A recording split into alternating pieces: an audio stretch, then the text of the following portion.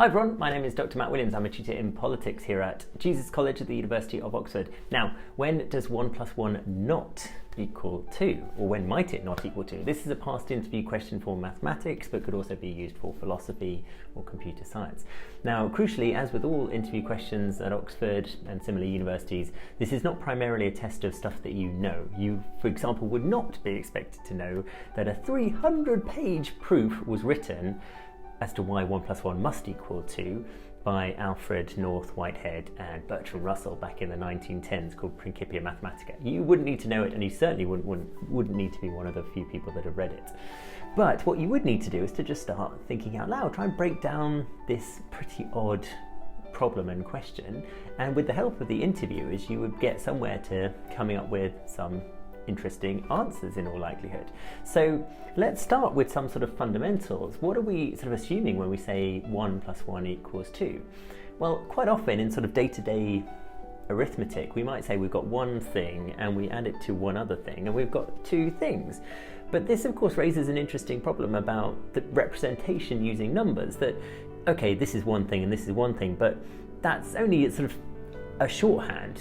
I mean, actually, these are very different. They're different in size, they're different in category, they're different in, a whole host of other things. And so what is one thing even? Are we talking about one apple, one small orange, one society, one millipede, one multicellular organism?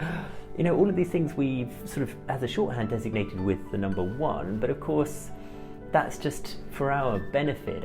It's not inherent in nature that is one thing.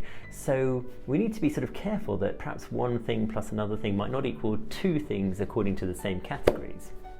So that's maybe one step into it. And again, this is not something that you need to come up with yourself. Just think out loud. What are the problems with saying a one thing plus a one thing equals a two thing?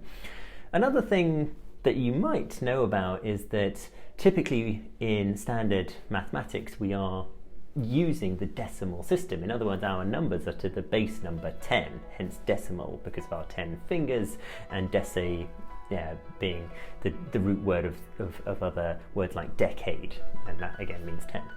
So what we're really saying is 1 to base 10 plus another 1 to base 10 is equal to a 2 to base 10. Well, but of course you can have different numeral systems. So you could have binary, so that would be to base number 2, or you could have hexadecimal, which would be to base number 16. You could have trivigesimal, which would be to base number 23, which is used in some parts of Papua New Guinea. So again, you wouldn't need to know that in particular, but you might be familiar, especially if you're applying for something like mathematics, with binary numbers.